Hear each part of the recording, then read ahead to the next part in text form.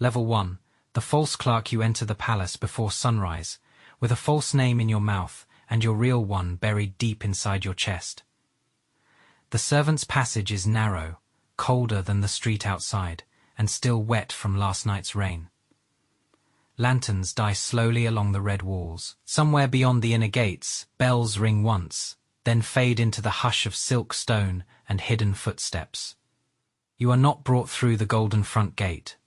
Men of rank enter there. Princes, ministers, generals. You enter through the side door carrying nothing but a small bundle of clothes, a clerk's brush, and the secret order folded beneath your sleeve. Find the princess. Make her trust you. Learn what she knows. By morning, you are seated in the rear archive of the inner court, copying guest lists, tribute records, servant rotations, and sealed correspondence. Your robe is plain, your belt is narrow, your hands already smell of ink around you. Old clerks cough into their sleeves, eunuchs count documents in low voices, and nobody looks at you long enough to remember your face. That is good. A spy survives by being forgettable. Then a sealed letter arrives from the princess's residence. The room changes before anyone speaks. The old clerk stops moving. The eunuch carrying the letter lowers both hands as if the paper itself has rank. On the wax seal, you see a moonflower beneath a thin blade of cloud. Your supervisor places it near your desk. "Register the sender," he says. "Do not open it." You bow. But when the room turns toward a drop stack of documents, your fingers move just enough to lift the folded edge beneath the seal. One line appears, one name. The same name your master whispered before sending you here. Your breath almost stops. The princess is not a lonely royal daughter waiting behind silk screens.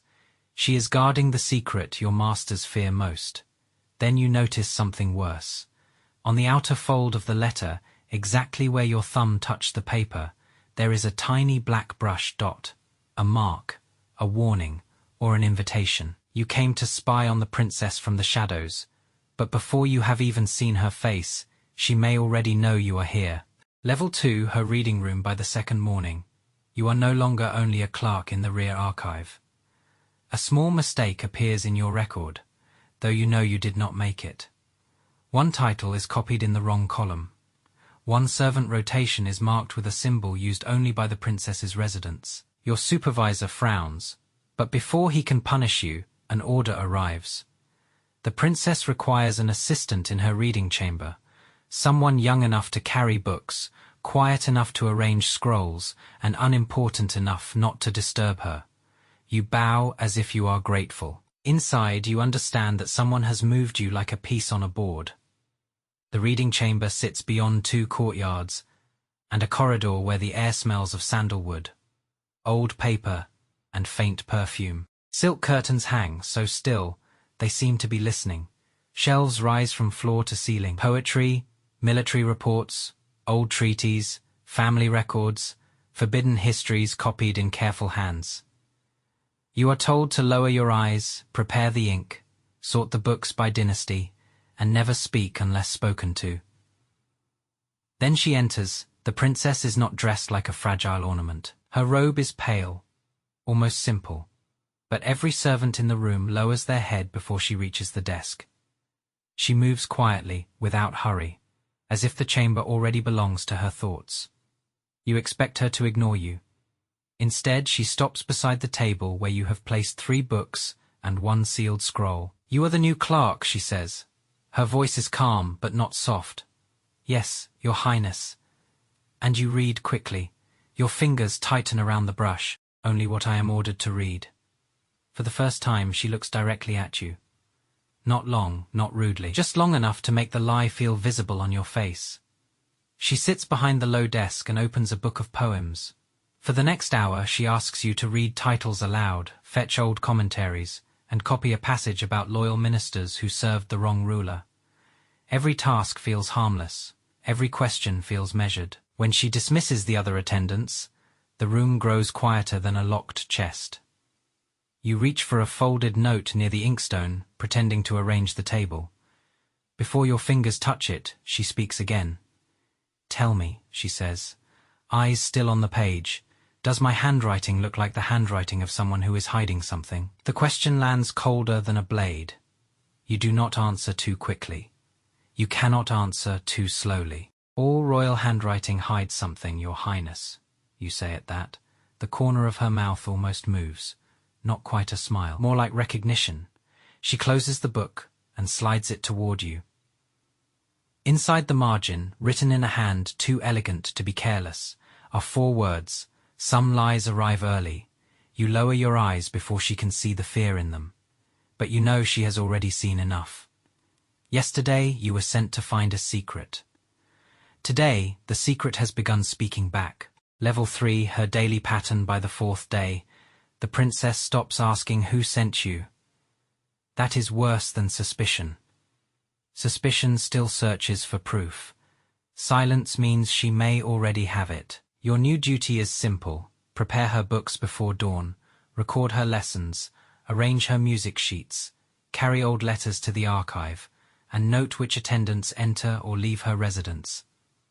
To the other servants, you are only a useful clerk with clean handwriting. To your masters outside the palace, you are finally close enough to observe her routine. But the more you watch, the less her routine makes sense. Every morning she reads poetry where any noble daughter might.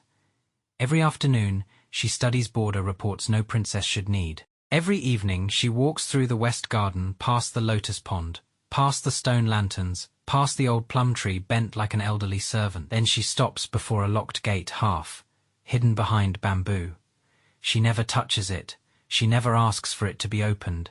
She only stands there long enough for the guards to look away in fear. You begin to mark the pattern in your mind. 3 breaths before she turns back.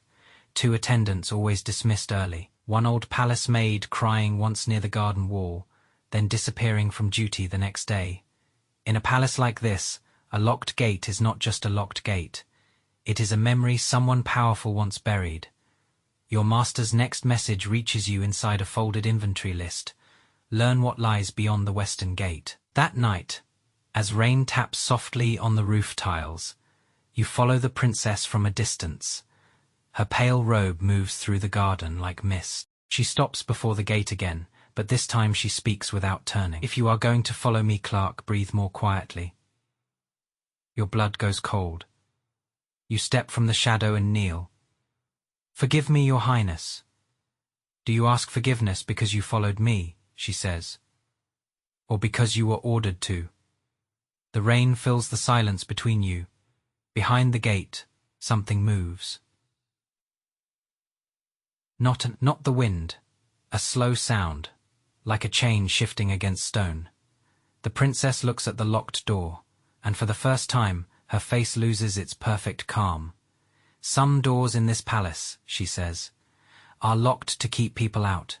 Others are locked because someone inside still knows the truth. Then she walks away, leaving you kneeling in the rain with one terrible thought.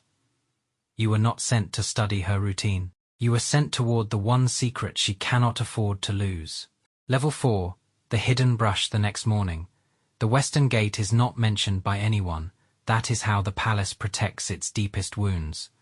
Servants walk past the garden with lowered eyes. Guards stand farther from the bamboo path than before. Even the old clerks in the archive avoid the word west, as if direction itself has become dangerous. Your duty remains ordinary on the surface. Copy reading notes, prepare ink, arrange old scrolls for the princess. But beneath every harmless task, you begin to write another message, not with obvious words. That would be suicide. You hide your report inside brushstrokes, in the length of certain lines, in the pressure of ink at the beginning of copied poems.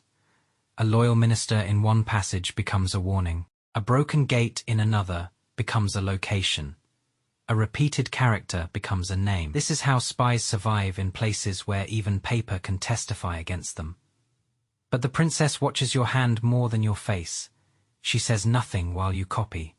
She only sits beside the window, turning pages slowly as morning.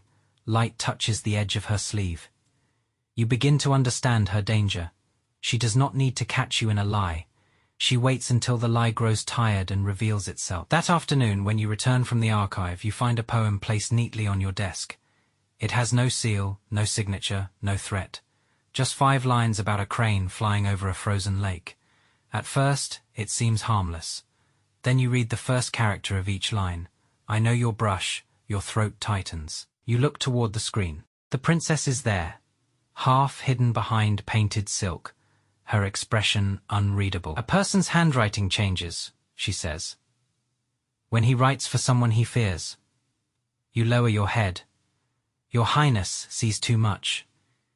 No, she replies. Most people in this palace choose to see too little. You realize the secret has shifted again. You are no longer only reporting on her. She is studying the path your messages take, the master behind your false name, the fear behind your careful obedience. Then she gives you a new scroll to copy. Inside it is a court genealogy, with one name scratched, so lightly it almost disappears. The same name from the sealed letter, the name behind the western gate. You understand the offer without being told. If you continue serving your master, you may uncover the truth. If you continue serving her, you may survive long enough to understand why she hid it. But in the palace, no secret is given freely. And once the princess lets you see part of the truth, she makes sure you are guilty enough to need the rest. Level 5 Secret Companion by the 7th night. You are no longer summoned only during daylight. A quiet maid comes to your quarters after the last bell, carrying a lantern with one side covered by her sleeve. She does not explain, she only says, Her Highness requires the blue history volume. But when you arrive at the princess's reading chamber, there is no blue volume on the desk. There is only a chessboard, 2 cups of cooling tea, and the princess seated behind a low candle, as if she has been waiting for the exact moment you would understand. Sit, she says. No clerk sits with a princess, no spy sits with his target. No man with a false name sits across from a royal daughter in a locked room after midnight. But you sit because refusing would be its own confession. The chamber feels different at night. The shelves are taller, the silk curtains seem heavier, rainwater taps softly against the wooden frame, and every sound outside the door feels like a possible accusation. She moves the first chess piece. Do you know why people lose games, she asks. Because they misread power, you answer. No, she says, because they think the most important piece is always the one wearing the crown. You look at the board, then at her hands. Her fingers are steady, but there is a faint scar near one knuckle, too small for anyone careless to notice. She tells you nothing directly. Instead, she asks you to read old marriage treaties, border disputes, and palace punishment records. Between the lines, you begin to see the shape of her prison. She is not merely a princess. She is a bargaining table with a pulse. Men outside the palace want to use her name. Women inside the palace want to use her silence. And your master wants the secret she has hidden behind the western gate. Night after night, you become her reader, her clerk, her opponent across the chessboard. The only person in the room allowed to hear the thoughts she cannot say in court. That is how danger changes its face. It no longer arrives as a threat, it arrives as trust. Then one night, after you lose 3 games in a row, she looks at you and asks, If I told you to betray the man who sent you here, would you do it because you pity me, because you fear me, or because you have finally begun to care? Your answer does not come, but your silence stays in the room longer than any confession, and when she reaches across the board to turn one fallen piece upright, her sleeve brushes your hand for less than a second. In the palace, that is enough to become a crime. Level 6 False names after that night. Every ordinary task becomes dangerous. You still carry books, you still copy letters, you still lower your eyes when senior attendants pass. But now the princess knows the shape of your silence, and you know the sound of her loneliness when the doors close. She stops calling you by your false name when no one else is near. Not often, never carelessly. Only once in a while, so quietly that the word feels less like a name and more like a key turning inside a locked room. The first time she says your real name, you nearly drop the inkstone. You never told her. Not in the archive, not in the reading chamber, not during the midnight chess games. That name belongs to the world outside the palace, to the man you were before you became useful. She watches your face and understands everything before you can hide it. Now we are both pretending, she says. You want to ask how she knows. You want to ask who told her, how long she has known, whether your master has already been exposed. But the questions would only make you smaller, so you say, "Then your highness has the advantage." She closes the book in front of her. "No, I have the truth. That is not always the same thing." From that moment, the game changes. You are no longer only the spy sent to study her. You become the man she allows near the edge of her real life. You see the letters she never sends. You hear the bitterness beneath her polite obedience. You learn that the Western Gate hides not treasure, not a lover, not some childish royal scandal, but a man once connected to her mother's fall from power, a witness, a prisoner, a living name that could destroy the people arranging her marriage. Your master wants that name to control the succession. The princess wants it to survive long enough to choose her own future, and you stand between them with ink on your fingers and betrayal already forming in your chest. One misty morning in the garden, she walks beside you beneath the plum trees, close enough for her sleeve to brush yours, far enough for any watching servant to deny what they saw. "Tell me," she says, "which name is more dangerous? The false one you used to survive, or the true one I now know?" You do not answer. The pond is still, the palace roofs glow pale under the first light. For one breath, you almost forget the walls around you. Then a guard appears at the end of the path, and both of you step apart, as if the distance has always been there. That is the cruelty of a forbidden bond in the palace. It does not need kisses to become fatal. It only needs one person to notice that you move away from each other too quickly. Level 7 known lies. By the time the palace prepares for the spring banquet, you understand that the princess has stopped testing whether you are lying. Now she tests why. The banquet hall glows with red lanterns, polished floors, golden screens, and trays of fruit arranged so perfectly they look untouched by human hands. Ministers arrive in heavy robes. Noblewomen hide sharp opinions behind painted smiles. Musicians play softly near the side doors, while every important person in the court pretends not to watch everyone else. You stand behind the princess with a stack of documents, close enough to hear her breathe, far enough to remain a servant. Your master's latest order is hidden inside your sleeve. Deliver the prisoner's name before the next moon, or your false identity will be exposed. Across the hall, a senior minister raises his cup toward the princess. His smile is polite, but his eyes are already measuring the value of her marriage. She does not look afraid. That frightens you more than fear would. During the banquet, she gives you small tasks. Fetch a scroll, adjust the lamp, carry a note to the music pavilion. Each errand seems harmless until you realize she is moving you through the hall like a silent witness, letting you see which minister watches her, which concubine avoids the queen's gaze, which old woman whispers when the prisoner's old family name is mentioned. She is feeding you truths mixed with traps. Later, behind a screen painted with cranes, she speaks without turning. "Your master wants the name." Your hand tightens around the folded note. "Many people want many things, Your Highness." And you still answer like a clerk when you are afraid. Before you can reply, she steps closer, just enough for the scent of cold tea and hair oil to reach you. "You lie well," she says, "but when you look at me, you forget which face you are supposed to wear." The words strike harder than accusation, because they are true. You came here wearing a false name, a false loyalty, a false life. But somewhere between the reading chamber, the locked gate, and the midnight chessboard, the lie began to fail in only one place, her presence. "Let him believe he is winning." You look down. "And what will it cost me?" For the first time that night, her expression softens, but only for a breath. "The same thing it will cost me," she says. "The last clean part of your loyalty." You take the note, and as the music rises again, you realize the mission you were given is already dead. What remains is worse, choosing which betrayal you can survive. Level 8, Loving Betrayer.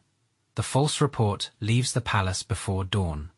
You watch the messenger disappear through the side gate with your master's seal hidden inside a harmless list of incense deliveries, and for one breath you feel relief. Then you understand, relief is only fear wearing a softer face. By noon, 2 unfamiliar guards stand near the archive. By evening, an old eunuch asks why your handwriting has changed. By night, a maid from the princess's residence refuses to meet your eyes. The palace has started to smell the shape of your betrayal. You still serve in the reading chamber, but the quiet has changed. The princess no longer asks whether you are afraid. She knows.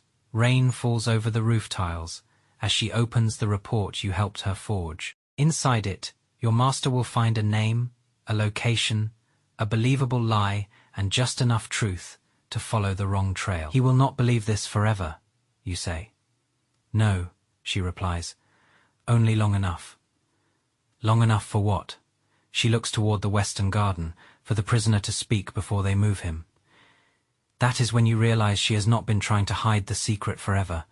She has been trying to bring it into the light at the only moment when it can still wound the right people. The witness behind the gate knows who arranged her mother's disgrace, who sold her future marriage, and who has been trading her name like property in court. Your master wants the witness as a weapon. The princess wants him as proof. And you are now the bridge both sides may burn. Later, in her private chamber, she opens a small lacquer box and removes a folded letter sealed with her own hand. She places it before you. If this fails, she says, give this to the Queen Mother.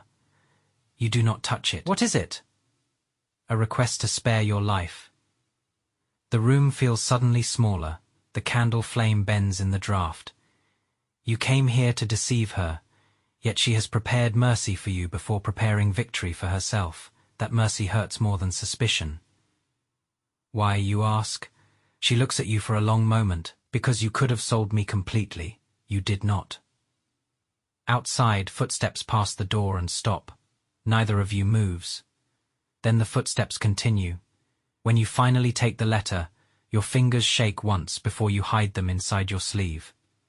In the palace, love does not announce itself. It becomes a forged report, a delayed execution, a life spared in advance. And by the time you leave her chamber, you know you have crossed the line. No spy is meant to cross. You have not only betrayed your master, you have begun to hope the woman you were sent to ruin will survive. Level 9, her chosen spy the night before the princess's political marriage. The palace becomes too beautiful to trust. Red silk hangs from the beams. Gold-threaded screens are carried through the corridors. Servants polish trays, fold wedding garments, arrange ceremonial lamps, and pretend the whole court is preparing for joy instead of a transaction. You stand in the outer chamber with ink on your fingers and the Queen Mother's sealed letter hidden beneath your belt. The prisoner behind the western gate has spoken. The truth is worse than rumor. The princess's marriage is not meant to secure peace. It is meant to remove her from the palace before she can expose the people who destroyed her mother and bought influence over the succession. By sunset, 3 factions are moving at once. Your master sends one final command: deliver the real witness record, or die as a traitor. The senior minister sends men to search the archive. The princess sends for you without using your false name. Inside her chamber, she stands before the wedding robe, red as a wound under candlelight. She does not look like a bride.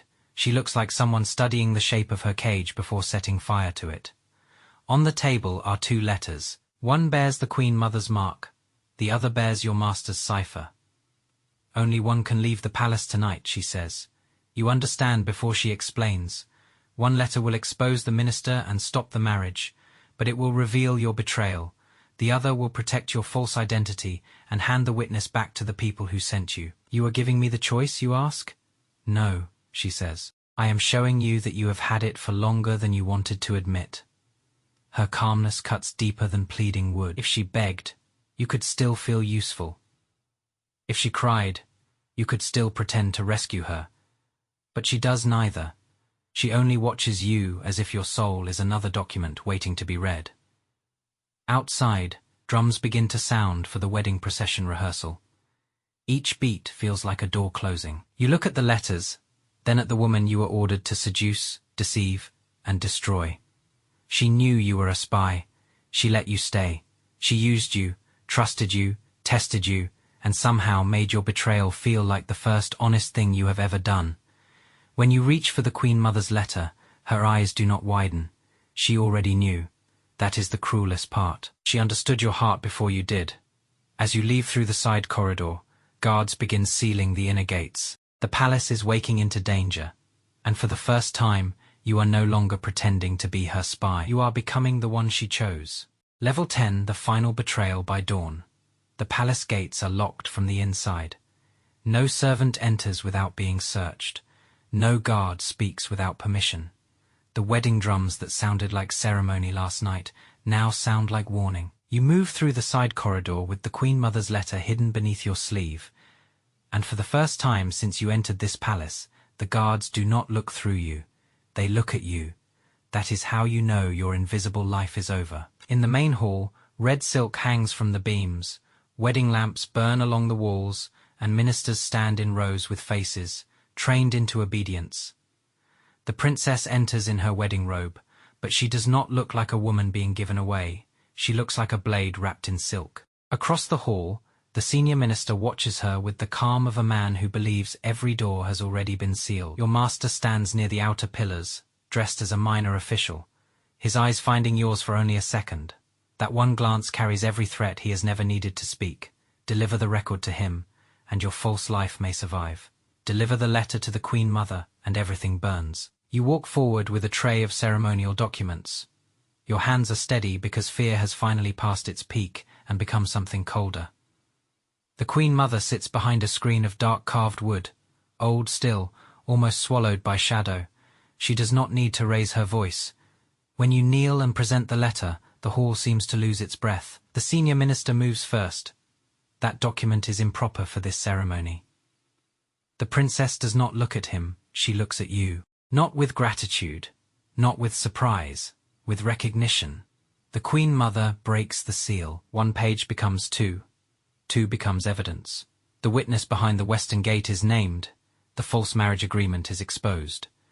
The minister's old crime rises into the hall like a ghost that has waited years to speak. Voices erupt, then die when the Queen Mother lifts one hand. In that silence, your master turns away from you. You understand what that means. You have not only failed him, you have made yourself unusable. A spy who chooses love over command cannot be trusted by anyone who survives on obedience. The princess steps forward, still dressed in red, and for one dangerous moment you think she will speak your name, your real name, the one she stole from your past and kept like a secret flame, but she does not. She saves you one last time by pretending you are only a clerk who delivered what he was ordered to deliver. That mercy cuts deeper than punishment. By sunset, the wedding is cancelled. The minister is confined. Your master disappears beyond the city before anyone can arrest him. The prisoner behind the western gate is moved under Queen Mother's protection. The princess remains inside the palace, freer than yesterday, but not free enough to stand beside you. And you remain alive, which in this place is never the same as being saved. Days later, you pass her in a corridor lined with dying lanterns. She does not stop. You do not bow too deeply. Between you lies everything that cannot be said. The false name, the real name, the letters, the locked gate, the almost touch of sleeves beneath plum trees, the betrayal that became proof of love. You entered the palace as a man sent to deceive a lonely princess. You leave that innocence behind forever. Now you understand the final law of this world. The palace does not reward the loyal or punish the guilty. It preserves whoever can carry the right secret without breaking. You have climbed from a nameless clerk to the man who changed the fate of a royal daughter, but no song will remember you. No official record will admit that a spy's trembling hand turned the court. The princess will be remembered as clever, the Queen Mother as just, the minister as disgraced. And you will remain what the palace needs you to be, a shadow between women powerful enough to shape history. If you want to enter another hidden royal world from the lowest servant to the highest secret, comment which palace, empire, or forbidden court we should step into next.